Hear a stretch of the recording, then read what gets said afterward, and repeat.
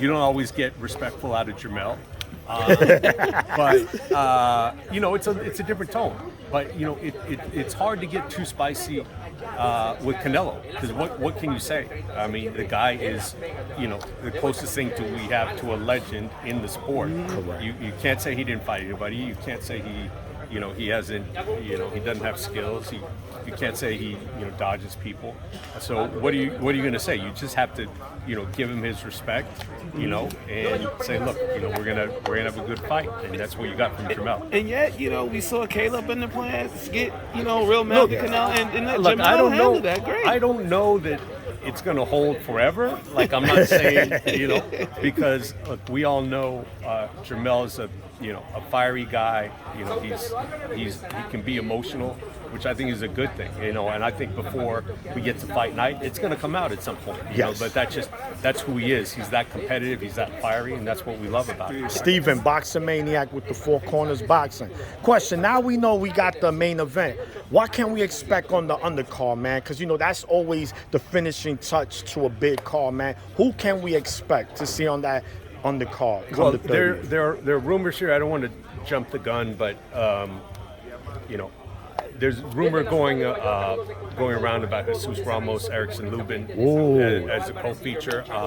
I'm not going to confirm that, but I'm not going to deny it. If you know what I mean. So I can't formally announce it, but I would say as a hypothetical, if that were to be a fight, I think that's a really interesting, intriguing co-feature fight. Because, absolutely. That's a big, meaningful fight for both of them at this stage in their careers. Is the winner of that in line to face Jermell if he were to move down to 154? I mean, look, I think whoever wins that fight jumps back up to the top tier at 54.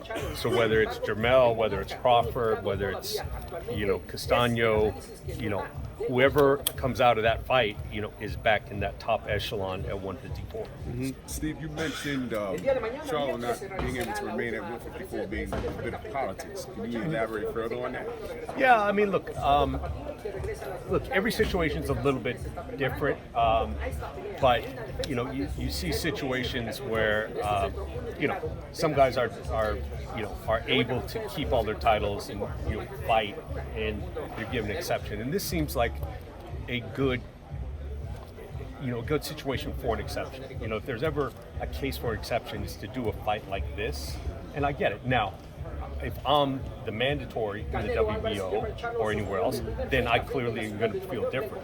So it's all about perspective. From my perspective, it seems like, why penalize Jermell for trying to do something great, for trying to do something, sort of historic in the sport. If I'm working with the guy, who's the WBO mandatory, I'm probably thinking, come off those belts. If you're not going to give me the shot, I appreciate you want to make history, but I'm not waiting another 6 or 12 months. Well, on the heels of that, what's the franchise status and where did it go? It's a good question. I read the same stuff you guys. I haven't talked to Mauricio about it. I thought I saw him say that it's probably going to be faded out, for that. So, yeah, I think it was, it's an experiment. I'm not going to criticize because him. that was the reason why we didn't get Maul versus Canelo. Right. And, now it's going to get faded out? And that's what I heard. Look, that's what I thought I read.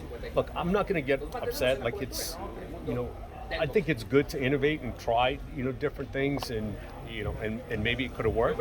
If they're going to get rid of it, it's probably because it didn't really serve the purpose that they thought it would. Steve, you're in a similar situation. John Ennis, he's been waiting on his IBF mandatory for about a year now, and you got staying. Well, see, it's a great example, because if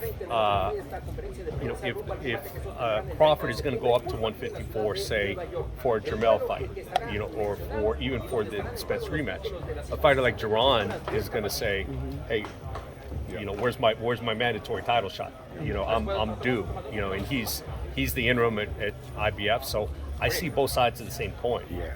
So it's tough, but I think to me, one of the things, if you're jumping up to do something historic in a Canelo fight, I wouldn't penalize somebody for that. Speaking about belts, Steven, do you think it's fair that the WBO is stripping Mel of his belt because he didn't fight his mandatory in Zoo, they not give him a chance to say, look, we'll let you fight Canelo, but when you come back down, you have to fight Zoo? Because we seen Canelo go to 175, fight Bebo, and he wasn't stripped of none of his belts. Yeah, look, you know, I'm sympathetic to Zoo as well. I mean, he's been waiting a while, you know, well, there's been other things going on, injuries, and, you know, that plays a part of it. I think at some point he's been waiting long enough that maybe the WBO is saying, look, if he hadn't have already been waiting a year because of injuries and other things, then we might be a little bit more flexible with letting Mel keep the belt while he moves up.